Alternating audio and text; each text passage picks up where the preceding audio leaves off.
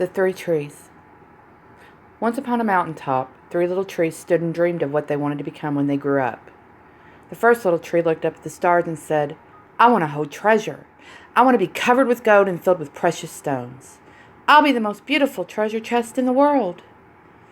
The second little tree looked out at the small stream trickling by on its way to the ocean. "I want to be traveling mighty waters and carrying powerful kings. I'll be the strongest ship in the world." The third little tree looked down into the valley below where busy men and women worked in a busy town. "I don't want to leave the mountaintop at all. I want to grow so tall that when people stop to look at me, they'll raise their eyes to heaven and think of God. I will be the tallest tree in the world." Years passed. The rain came, the sun shone, and the little trees grew tall. One day, three woodcutters climbed the mountain. The first woodcutter looked at the first tree and said, "This tree is beautiful. It's perfect for me." And with a swoop of his shining axe, the first tree fell. "Now I shall be made into a beautiful chest. I shall hold wonderful treasure," the first tree said. The second woodcutter looked at the second tree and said, "This tree is strong. It is perfect for me." With a swoop of his shining axe, the second tree fell. "Now I shall sail mighty waters," thought the second tree. "I shall be a strong ship for mighty kings." The third tree felt her heart sink when the last woodcutter looked her way. She stood straight and tall and pointed bravely to heaven. But the woodcutter never even looked up. "Any kind of tree will do for me," he muttered, and with a swoop of his shining axe, the third tree fell.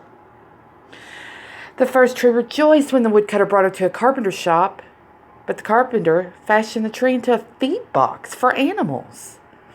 The once beautiful tree was not covered with gold, nor with treasure. She was coated with sawdust and filled with hay for hungry farm animals. The second tree smiled when the woodcutter took her to his shipyard, but no mighty sailing ship was made that day. Instead, the once strong tree was hammered and sawed into a simple fishing boat. She was too small and too weak to sail on an ocean or even a river. Instead, she was taken to a little lake. The third tree was confused when the woodcutter cut her into strong beams and left her in a lumber yard. "What happened?" the once tall tree wondered.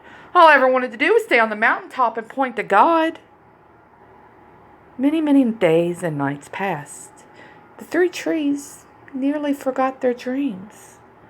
But one night, golden starlight poured over the first tree as a young woman placed her newborn baby into the feed box. "I wish I could make a cradle for him," her husband whispered. The mother squeezed his hand and smiled as the starlight shone on the smooth and sturdy wood. "This manger is beautiful," she said. And suddenly, the first tree knew he was holding the greatest treasure in the world. One evening, a tired traveler and his friends crowded into an old fishing boat. The traveler fell asleep as the second tree quietly sailed out into the lake. Soon a thundering and thrashing storm arose. The little tree shuddered. She knew she did not have the strength to carry so many passengers safely through with the wind and the rain. The tired man awakened. He stood up, stretched out his hand, and said, "Peace." The storm stopped as quickly as it had begun. And suddenly, the second tree knew he was carrying the King of heaven and earth. One Friday morning, the third tree was startled when her beams were yanked from the forgotten woodpile. She flinched as she was carried through an angry, jeering crowd.